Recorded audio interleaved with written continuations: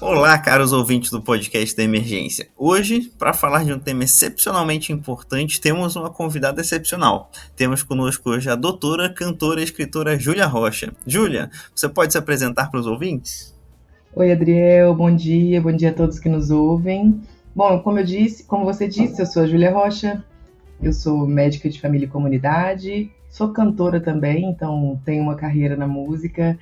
Escrevi recentemente o livro Pacientes que Curam, o cotidiano de uma médica do SUS, um livro que me trouxe muitas alegrias. E basicamente acho que é isso, eu sou uma militante política. É isso. Muito bom. Eu já estou com o seu livro para ler, eu ainda não o li, mas é o próximo na minha listinha. Então vamos lá. Como você deve ter visto no título do episódio, caro ouvinte, hoje nós vamos falar de machismo na medicina. E vamos nós de história como já é de tradição. Se você jogar no Google primeira mulher médica do mundo, a resposta que lhe é fornecida é Elizabeth Blackwell, que se tornou médica na Inglaterra em 1849. Bem, eu não consigo concordar. A primeira médica que a gente tem registro se chama Pesechet, a supervisora das mulheres médicas no Egito Antigo, 2.500 anos antes de Cristo. Aliás, só tem um médico conhecido antes dela, que seria o pai de toda a medicina, chamado Imhotep. Durante a história egípcia, temos conhecimento de que sim, mulheres podiam ser médicas, e chegando próximo do período grego, temos personagens como Agnódice, que se debate se realmente existiu ou não, que teria sido uma mulher ateniense que queria ser médica. Isso não era permitido na Grécia, logo ela foi estudar medicina em Alexandria e voltou para sua terra natal praticar medicina disfarçada de homem. Real ou não, o conto de Agnódice é bem possível, visto que a Grécia era um lugar no qual era de bom costume a mulher se esconder no segundo andar da casa quando o homem recebia visita. Sim, aquela Grécia antiga que os livros de história do colégio adoram exaltar, era extremamente machista. E de lá para cá o mundo ocidental foi, salvo algumas exceções, machista. E as mulheres foram afastadas da medicina e da ciência.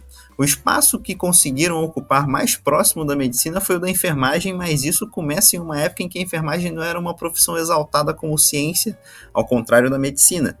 A enfermagem era caridade e era um cuidado similar ao de uma mãe, fornecido aos desfavorecidos. Aliás, se você parar para olhar ao seu redor, toda profissão referente ao cuidado que uma mãe fornece ao filho é predominantemente feminina. Você conhece muito mais enfermeiras, fisioterapeutas, fonoaudiólogas, nutricionistas, farmacêuticas, assistentes sociais, mulheres, do que seus equivalentes masculinos. E bem, dentro desse contexto, demorou muito entre Agnódice até chegarmos em Elizabeth Blackwell no século XIX, com o retorno das mulheres à medicina. Mas isso vem com um detalhe importante. Toda mulher médica dessa época que você procurar é provável que ela tenha escolhido, e aqui um escolhido com muitas aspas, ginecologia. Não era concebível que uma mulher que quisesse ser médica não fosse cuidar de outras mulheres. Elizabeth Blackwell, ginecologista. Maria Augusta, a primeira médica do Brasil, ginecologista. Maria Odília, a primeira médica negra do Brasil, ginecologista. E a lista continua. Hoje o cenário vem se modificando, a medicina vem se tornando uma profissão predominantemente feminina. Mais de 50% dos médicos recém-formados é mulher. Então, significa que está tudo resolvido, né? Acabou o machismo na medicina, a gente pode encerrar o episódio aqui. O que você acha dessa representatividade, doutora Júlia?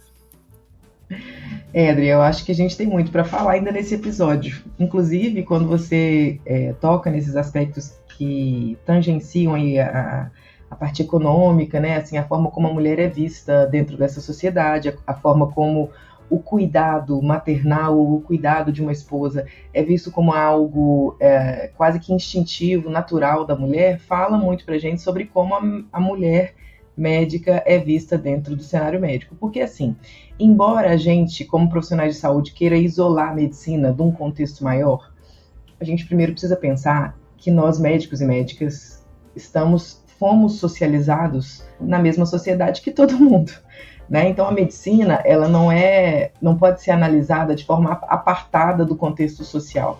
Então, se somos ou vivemos numa sociedade extremamente machista e misógina, a medicina também vai ser um espelho disso, né? Em maiores ou menores proporções, a partir de um olhar ou de outro, de uma especialidade ou de outra, a gente sabe que, no final das contas, quem ganha a história conta a história. Também quando você me diz assim, a gente joga no Google e vê uma informação errada, porque isso que você acabou de escrever é de fato uma informação errada, né? Se você dizer que a primeira médica do mundo se formou outro dia, a gente está questionando, a gente está pensando aí no que é o conhecimento legítimo, né? No que é o legitimado. E quando você considera que legítimo é só essa medicina que a gente pratica aqui no Brasil ou nos países do centro do capitalismo, quando a gente considera que as outras formas de cuidado elas são ilegítimas ou a gente faz questão de deslegitimá-las, como a gente fez, por exemplo, com a história e a cultura dos povos originários aqui no Brasil, a gente percebe justamente isso, né? Que homens ganharam a história, por isso eles contam essa história e por isso eles colocam a mulher onde eles desejam, né? Onde lhes convém colocar.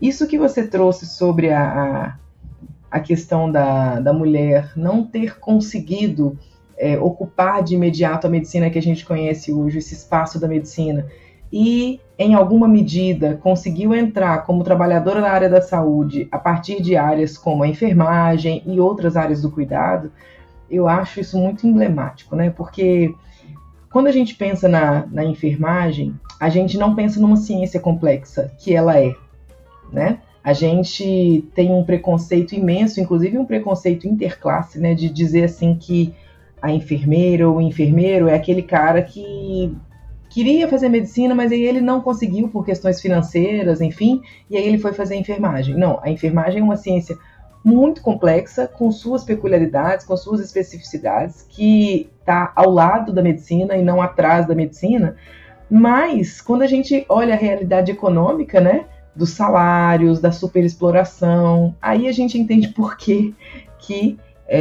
uma profissão do cuidado, essencialmente do cuidado, ela é ocupada por uma maioria de mulheres, especialmente mulheres negras, né? Isso explica muita coisa. Verdade.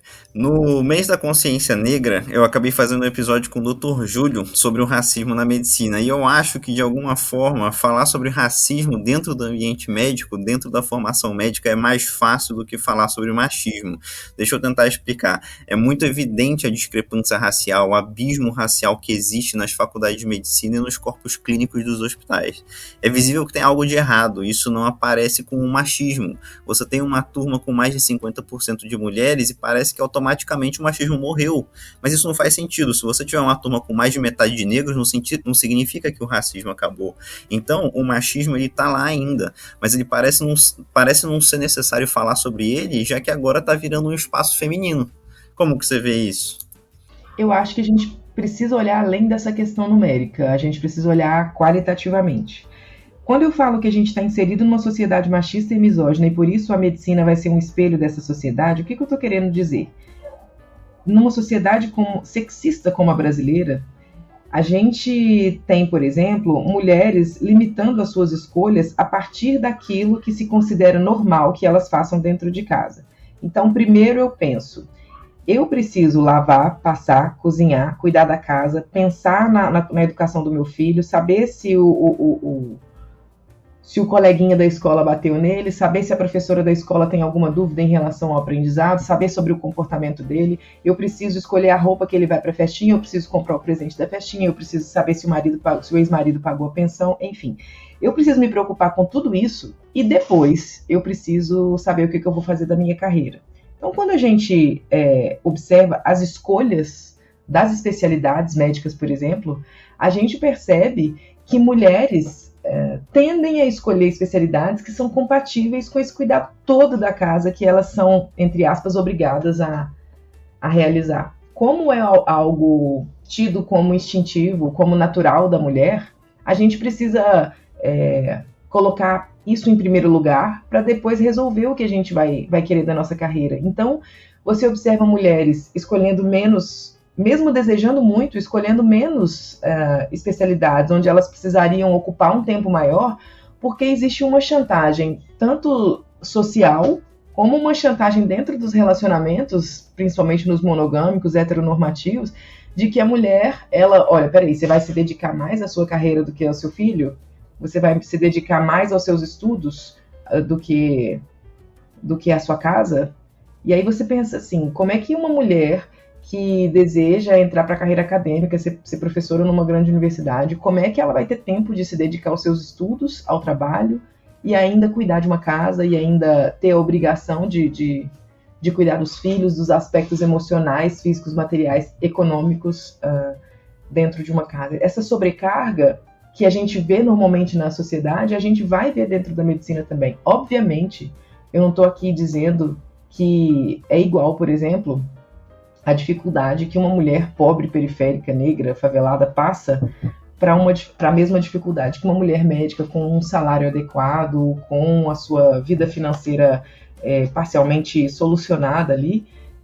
Não vou dizer que as dores são iguais, mas eu acho que vale a reflexão de como a medicina espelha essa misoginia, espelha essa superexploração do trabalho doméstico, né? Espelha, por exemplo, a ideia de que o trabalho doméstico é algo natural da mulher e como a gente vai, dentro do ambiente médico, replicar, né, o que a gente vê na sociedade, porque no final das contas a gente não está descolado dessa realidade social, né?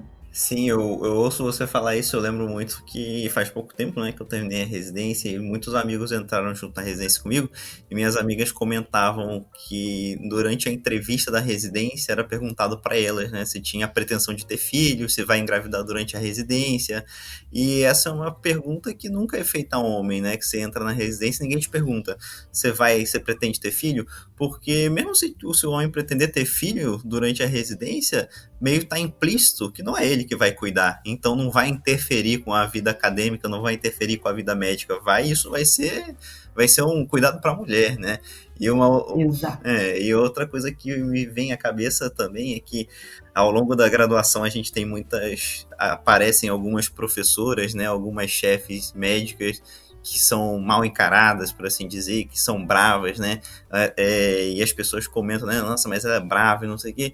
E eu fiquei refletindo, ela não tinha outra opção, sabe? Ela tá nesse meio que todo mundo duvida dela o tempo todo, que todo mundo questiona a capacidade dela, questiona se ela como mulher devia estar lá, ser professora mesmo, e ela não tinha outra opção a não ser se tornar essa pessoa mais fechada, essa pessoa mais reservada, essa pessoa que tem que lutar por aquilo que é dela, né? E aí você acaba criando esse mito da chefe mulher mais velha que é brava, mas ela é brava porque foi o jeito que ela encontrou de sobreviver nesse meio, né? Exato, e também não é dado a ela nem o direito de ser mesmo assim, né? Tipo assim, ela tem um comportamento muito semelhante a de diversos outros homens do departamento, mas ela é tida como uma mulher brava, porque mulher não pode ser assim, a mulher precisa ser doce, né? Então, mesmo que não seja uma questão reativa, ela já é julgada pelo fato de ser diferente do que se espera para uma mulher. Cara, você pensa assim, uma profissão como a profissão médica, que é uma profissão que é sabido, né, que ela demanda da gente uma energia de estudo, de comprometimento, de dedicação física e emocional ao trabalho imensa. E a gente não está acostumado a esperar isso de uma mulher. A sociedade espera que a mulher seja uma mulher que estuda um pouquinho, trabalha para completar a renda do marido e fica em casa cuidando dos filhos e da casa. Então, uma mulher que decide tomar as rédeas da sua vida e colocar a sua carreira como uma de suas prioridades, ela está entrando numa mata densa e vai precisar de um facão muito afiado para poder abrir caminho, né, abrir passagem, ao mesmo tempo que esse caminho fica aberto para outras, né? Então, se a gente coletivamente tem essa consciência de que a gente está abrindo caminho para gerações futuras e que outras gerações que vieram antes da gente abriram caminho para que hoje a gente pudesse estar aqui trilhando essa história, né, e construindo essa história que a gente constrói dentro da medicina, é porque outras mulheres vieram antes da gente, a gente sabe também que vai deixar um caminho um pouquinho melhor, né, para que outras mulheres possam avançar ainda mais, né, além do que a gente conseguiu avançar. Sim, sim. Agora, uma outra questão que eu acho que atrapalha no aprofundamento da discussão dentro da medicina é a própria matéria, a própria disciplina de ginecologia e obstetrícia. Porque, veja, já que nós temos uma matéria específica sobre o corpo da mulher que trata de violências que essa mulher pode vir a sofrer, então você não precisa mais dedicar tempo para falar sobre machismo. Como se o ensino da medicina ginecológica, enquanto prática profissional, fosse equivalente a discussões necessárias sobre machismo, já que o foco seria a mulher nos dois casos, entende? Veja, eu me transformei numa outra médica depois que eu fui mãe. E eu entendo claramente que a minha postura como médica, cuidando da saúde de mulheres e achando que estava fazendo algo integral, algo, uma assistência humanizada, era completamente equivocada. Justamente por isso, porque eu achava que, bom, se eu cuido de mulheres, eu sou uma pessoa que está aqui, ó, brigando contra o machismo, contra a misoginia. Só que, assim, a nossa prática, se ela não é crítica, ela tem um potencial de dano absurdo.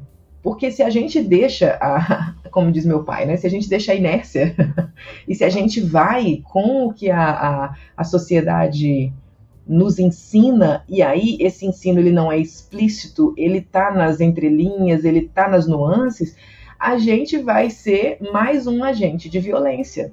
Eu vejo isso quando a gente nega, por exemplo, acesso às mulheres aos seus direitos sexuais e reprodutivos. A gente nega como classe e a gente nega como sociedade.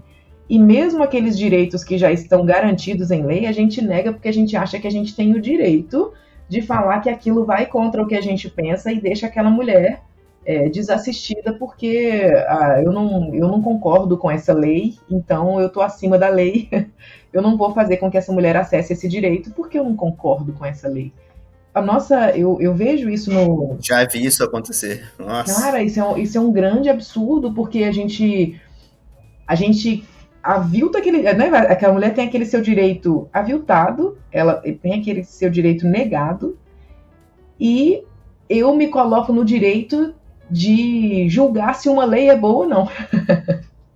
Assim, eu tô tão acima da lei que eu me coloco no direito de julgar se aquela lei é boa ou não. Eu vejo isso muito explícito quando a gente fala de planejamento familiar, né? Eu me formei médica de família e comunidade há 10 anos atrás, mentira, em 2015, então há 7 anos atrás. Eu me formei há 10 anos na graduação e depois eu me formei em 2015 na residência. E hoje, olhando para aquela médica de 2015 que eu fui, eu falo, cara, eu não tinha competência para poder oferecer um planejamento familiar qualificado para minha paciente. E aí, isso com todas as consequências que essa incompetência poderia trazer para as minhas pacientes. Veja bem, a gente mora num país sexista, machista e misógino que não permite que mulheres tenham autonomia sobre seus corpos. Então, o direito ao aborto é negado na maior parte dos casos, mesmo a gente sabendo toda a violência estrutural que essa mulher é submetida. E aí, num cenário como esse, uma médica de família que se preze precisa fornecer o melhor planejamento familiar possível para que essa mulher, para evitar que essa mulher precise vivenciar a realidade de uma gestação não planejada. E eu só fui aprender a inserir DIU outro dia, em 2017, há 4, 5 anos atrás, quando eu disse assim, gente, peraí, não é possível que eu, como uma médica de família, não possa oferecer esse método para minha paciente. Já é negado a ela tanto direito, já é negado direito à informação, já é negado direito à salpingotripsia, já é negado direito à vasectomia do marido. Se eu não souber inserir o DIU, se eu não souber ajudar essa mulher a escolher o melhor método contraceptivo para ela, né, qual que é o melhor DIU mais adequado para suas condições de saúde, eu vou estar sendo uma médica de família meia boca. Porque eu vou estar expondo a minha paciente a uma gestação não planejada, a um aborto clandestino e a todas as consequências que podem vir dessa situação. Só que, na realidade, o que a gente vê é que a maior parte, não dos médicos, mas do sistema de saúde está despreparado para oferecer a essa mulher uma assistência que garanta ao menos os parcos direitos sexuais e reprodutivos que estão garantidos a ela na nossa legislação. Então, beleza, se eu não tenho acesso ao aborto seguro, né, descriminalizado, seguro pelo SUS, eu preciso fazer de tudo para que essa mulher não engravide de forma não planejada. Eu preciso lutar para que essa criança, ou para essa adolescente, perdão, eu preciso lutar para que essa adolescente tenha acesso à educação sexual na escola. Eu preciso lutar para que essa adolescente, essa adulta jovem, tenha acesso a todos os métodos contraceptivos, né, que a ciência já estudou e já disponibilizou. Eu preciso garantir que essa mulher no pré-natal tenha acesso à informação de planejamento familiar para o pós-parto. Só que isso não é feito, e a gente julga essa mulher, mesmo sendo os médicos cuidadores, os ginecologistas obstetras, ou os médicos de família que vão cuidar dessa mulher, a gente julga essa mulher porque ela teve muito filho, porque ela não cuida do filho, porque ela não fez o pré-natal direito, porque ela não fez a puericultura direito, sem ter dado a ela a possibilidade de uma assistência qualificada. E aqui eu acho que vale fazer um parêntese importantíssimo, que é assim, nós como médicos e médicas, a gente vem de uma realidade brutalmente diferente da realidade dos nossos pacientes, especialmente esses pacientes no SUS. Então, uma realidade de acesso à informação diferente, de acesso a métodos contraceptivos, de acesso à assistência, né, ao cuidado em saúde totalmente diferente. Então, a gente não tem noção do que é a diferença do que a gente conhece, principalmente em relação a direitos sexuais e reprodutivos, do que é o que a nossa paciente conhece. Eu entrei no SUS e eu dei de cara com uma adolescente de 16 anos dizendo para mim que engravidou e não sabia, assim, o que tinha acontecido. Sabe, assim, e aí eu falei, tá. E aí depois eu fui entender e estudar profundamente a condição de vida dela e eu falei, cara, ela realmente não sabia. Foi negado a ela o direito a essa informação. Mas isso era tão distante da minha realidade que na minha cabeça aquilo não existia. E não existe só a nossa realidade, gente. Como médico a gente precisa pensar isso. Eu tenho um colega médico de família e comunidade, eu acho muito engraçado a forma como ele coloca isso, mas eu acho muito real. Ele diz assim, nós médicos de família e comunidade somos como extraterrestres que chegamos com as nossas naves espaciais nos centros de saúde, estacionamos a nossa nave espacial no estacionamento e vamos atender aquelas pessoas que são literalmente pessoas de outro planeta. É tão diferente, o abismo é tão brutal que de fato essas pessoas elas são muito diferentes da gente. E se a gente não tiver competência cultural e empatia para poder entender aquela realidade, a gente vai ser mais um agente causador de violência, mais um agente replicador de machismo, de misoginia, de sexismo, porque a gente não estava preparado para encontrar, né, essas pessoas ali naquele ambiente. É complicado, né? Porque você falar de planejamento familiar, você falar de acesso à informação, é tudo cuidado de saúde, né? Só que é um cuidado de saúde que a gente ou não vê, ou vê de maneira muito rasa na nossa formação como médico, e talvez a gente até veja olhando e falando, isso não é uma parte competente ao médico, né? Não é algo que me interessa. E a nossa formação, ela é uma formação hospitalocêntrica. Então, o médico que salva a mulher que chegou chocada depois de um aborto clandestino, ele é maravilhoso. Mas o médico que chegou para essa mulher antes dela precisar abortar ou antes dela engravidar de forma indesejada e informou para ela sobre os melhores métodos, escolheu junto com ela o método mais adequado para ela, ele nem é lembrado. Né? Ele não é valorizado e não é valorizado também em todos os aspectos, né? Assim, tanto academicamente como economicamente. Como ele não é valorizado, ele tende a existir em menor número ou em número insuficiente. Eu penso muito nisso quando a gente fala...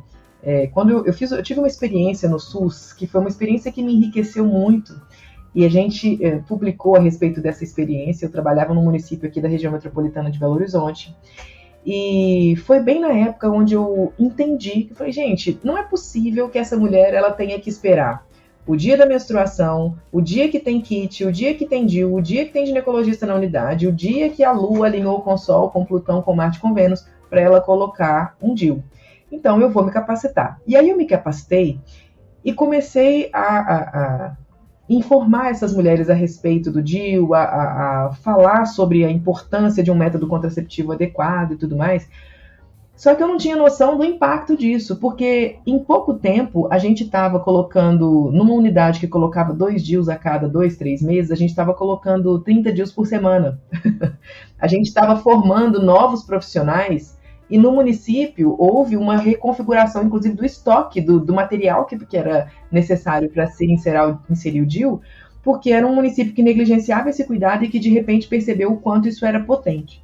Agora, o que eu acho mais legal de avaliar nessa experiência foi assim, a gente começou a impactar os índices de complicação de aborto na maternidade. A gente começou a impactar a qualificação da puericultura, porque você pensa assim, em poucos anos, a gente tinha uma realidade de só mulheres que desejavam ter filhos tinham filhos. Pensa o tanto que isso é impactante, o quanto isso reduz, por exemplo, ciclos de pobreza. A gente fala, por exemplo, de feminilização da pobreza.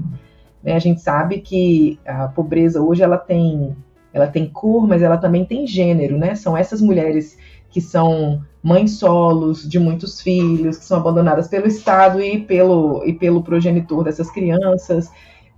São elas que estão ali enfrentando a dureza da miséria, na maior parte dos casos. E aí, quando você dá a essa mulher, adolescente, adulta jovem, a possibilidade de escolher quantos filhos ela quer ter, quando ela quer ter esses filhos, com quem, a gente está interrompendo ciclos de pobreza. Se a gente, na nossa formação como médicos, a gente não tem essa visão social do que é o impacto do cuidado da mulher, a gente vai ser mais um reprodutor dessa violência. A gente vai ficar sentado na nossa cadeira, esperando essa mulher engravidar sem querer, para depois julgar e dizer que foi para ganhar mais um Bolsa Família. Eu ia falar exatamente isso agora. Mas é complicado.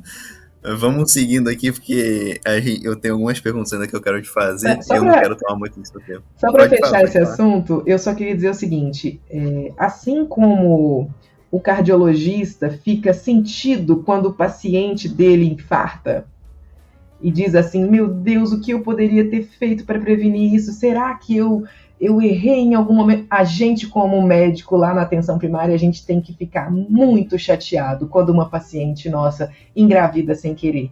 E a gente tem que ter uma autocrítica de dizer assim, o que na minha formação e na minha prática impediu que eu fizesse, ou até mesmo dentro da estrutura do sistema de saúde, sucateado, subfinanciado, com equipes hiperdimensionadas, o que fez com que eu não oferecesse para essa mulher o melhor planejamento familiar possível e protegesse ela de uma gestação não planejada.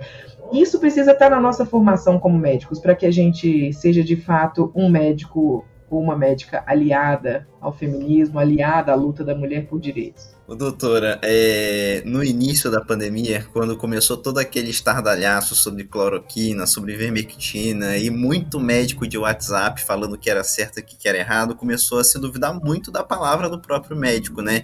Quem é que sabia mais medicina afinal? Era o médico que estudou, o charlatão ou o tio do WhatsApp? Eu lembro que eu conversando com uma médica, eu falei a seguinte frase: agora os médicos vão ver o que é ter suas condutas questionadas.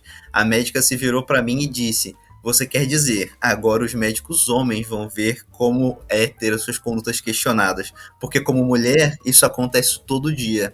E para mim isso foi um grande tapa na cara, porque eu nunca tinha parado para pensar nisso. Que minha posição de médico homem, branco principalmente, simplesmente não duvidavam das minhas condutas. Mas para as mulheres isso era uma realidade, e para mim isso foi bem impactante. Então deixa eu te impactar um pouquinho. Provavelmente muita gente já questionou sua conduta, sabe? Só que ficou calado. E se a gente...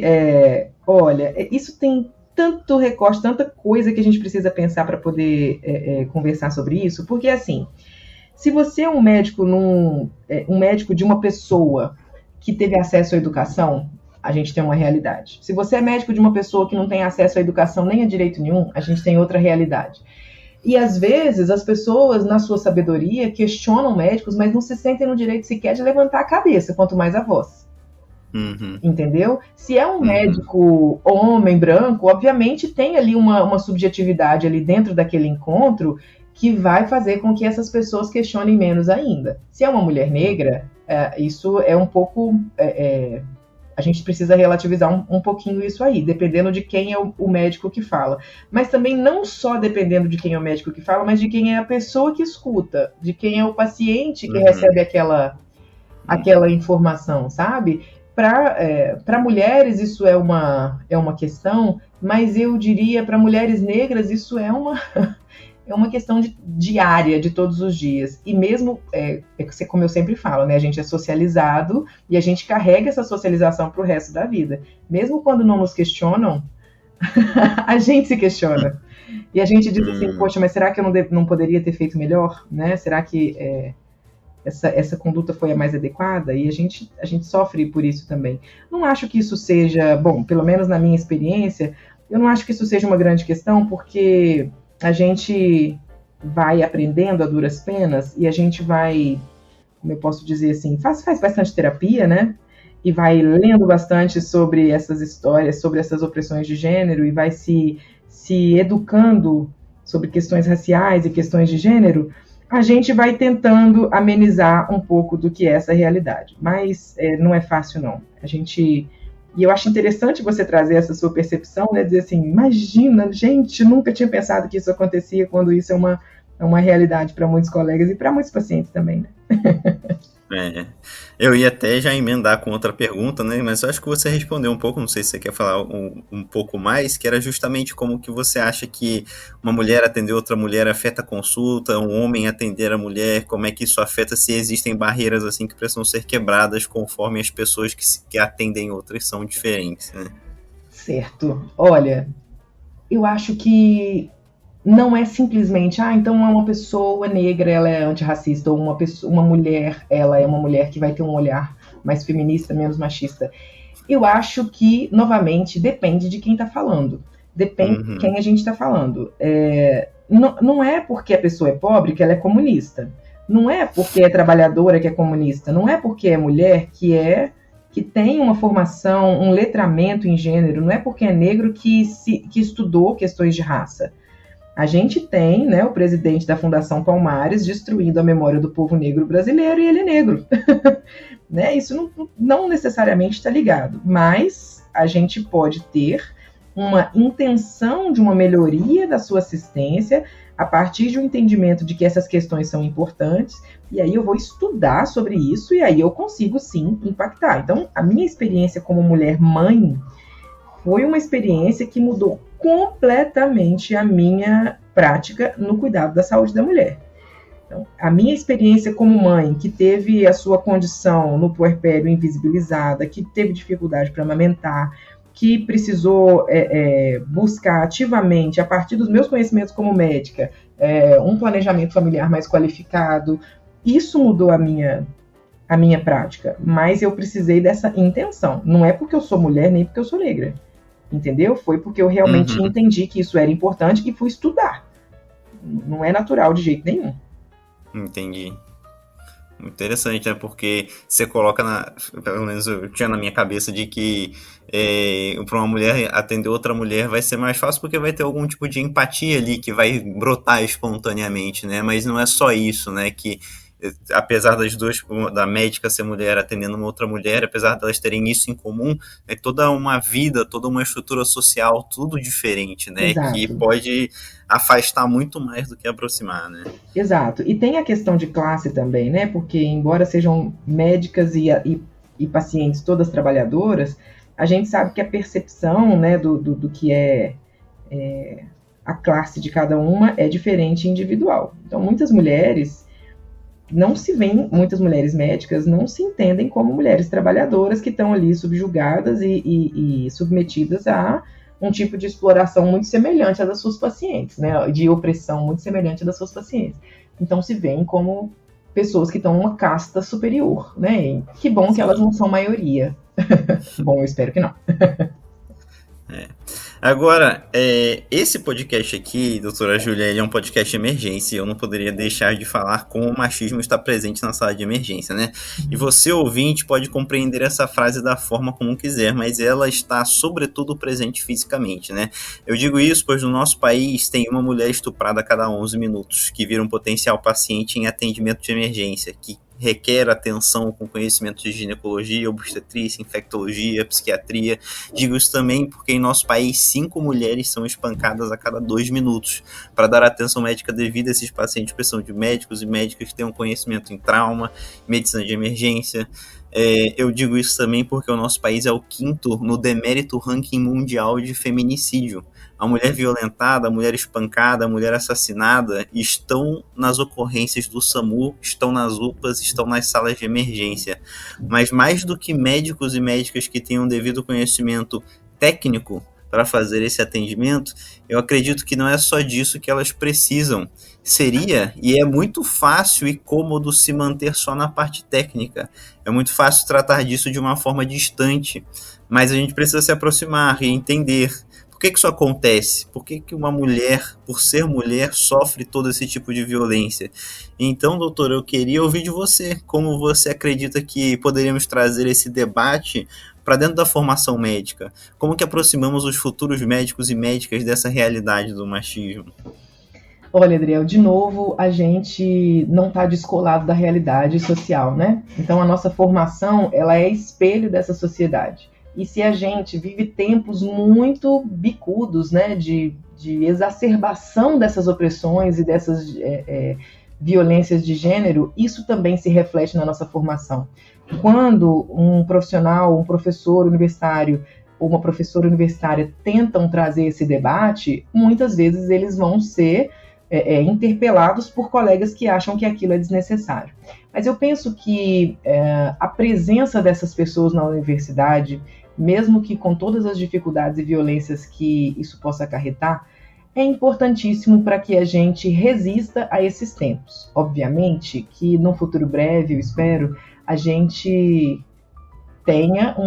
vai ter uma realidade um pouco melhor ou menos pior, para que a gente possa se organizar como médicos e médicas para qualificar a formação dos nossos estudantes de uma forma mais estruturada, com o apoio das universidades. Mas hoje, no cenário que a gente vive, as instituições mostrando o seu machismo, o seu sexismo e a misoginia, a gente precisa, às vezes, se contentar com a presença de uma médica que tem um olhar cuidadoso para as questões de gênero, influenciando a formação dos seus jovens. E eu acho que espaços como esse que você traz, espaços na mídia alternativa, espaços na internet, podem fazer com que essa influência suba, né, de baixo para cima, e aí numa ideia bem verticalizada do que é o ensino médico, como se o aluno estivesse embaixo e o professor em cima.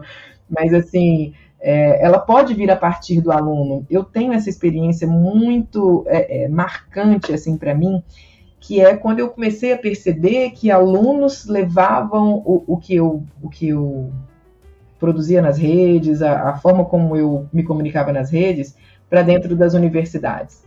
Então, claro, o professor ele é uma grande influência, mas ok, a partir de uma realidade onde as instituições são elas mesmas machistas, misóginas e sexistas, a gente pode inverter essa lógica, ou ao menos tentar resistir nesses tempos tão duros, a partir de novas maneiras ou de novos caminhos ou mídias para que a gente exerça essa influência, para que a gente exerça essa influência sobre os jovens médicos, né, sobre os estudantes de medicina, que vão a partir daí buscar leituras e buscar novas compreensões e olhares para o mundo.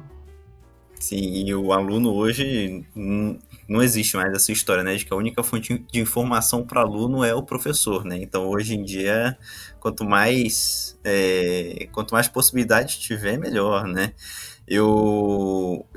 A minha próxima pergunta, né, e já caminhando para o final, ela tem a ver um pouco com isso que você falou, mas queria fazê-la aqui de qualquer forma, porque eu acho que a gente conseguiu abordar alguns pontos interessantes aqui sobre o machismo e sua relação com a medicina, mas eu queria saber o seguinte, eu gosto de dizer que, como toda doença, nós buscamos uma cura, né? E como que você vê o caminho para a cura do machismo? A gente está tendo algum progresso nos últimos tempos dentro da medicina? Bom, nossa, que pergunta difícil. Eu acho que a cura do machismo, ela nasce da luta das mulheres contra o machismo. Obviamente, machismo é assunto para o homem, assim como o racismo é assunto para brancos. Eu acho que a luta das mulheres, ela é o ponto inicial de cura para essa doença. Mas e tem até uma escritora, uma psicóloga, doutora em estudos de gênero, chamada Valesca Zanello, que fala muito sobre isso, que eu vou dizer aqui. A gente, como mulher, a gente tem as nossas pautas, como mulheres feministas, especialmente, a gente tem as nossas pautas, mas homens, como aliados e talvez como sensibilizados a partir dessas pautas, são agentes importantes de desconstrução do machismo dentro dos grupos de homens, né? Sim. Na broderagem. Então, antes de querer ser a voz do feminismo, homens podem ser a voz das mulheres dentro dos grupos masculinos. Então, você, como um médico homem branco, falando sobre isso, tem uma receptividade completamente diferente do que uma médica mulher negra, que chega para falar sobre isso com os seus pares, né, homens. Acho que essa luta é importante também. Então, existe a importância da luta das mulheres, mas existe, com certeza, a importância do debate entre os homens a respeito do que é essa sociedade e a forma como ela nos violenta como mulheres. Seria o tratamento adjuvante, né?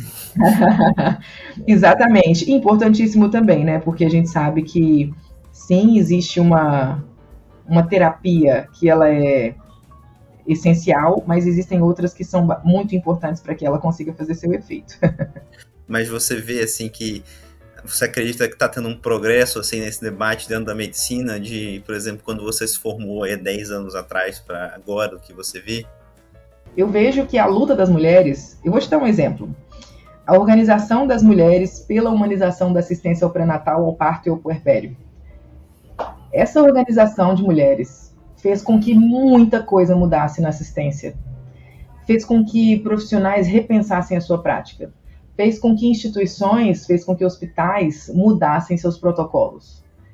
Por isso que eu acho que é a luta que muda a vida, é a luta que muda as coisas, sabe? Se a gente... É muito confortável você ser um médico que não repensa a sua prática e que é um replicador de violência. É confortável porque eu não preciso fazer nada. Assim, é só eu deixo a vida me levar, sem precisar me repensar, sem precisar questionar o que eu faço há anos, crenças que estão cristalizadas.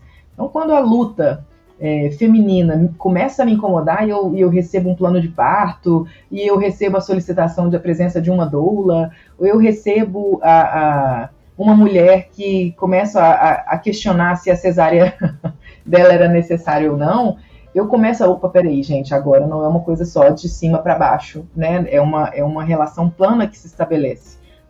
E isso se deu a partir da luta de mulheres, da organização política de mulheres em torno de uma temática que era uma violência, né, de gênero. Eu acho que é assim que as coisas vão mudar.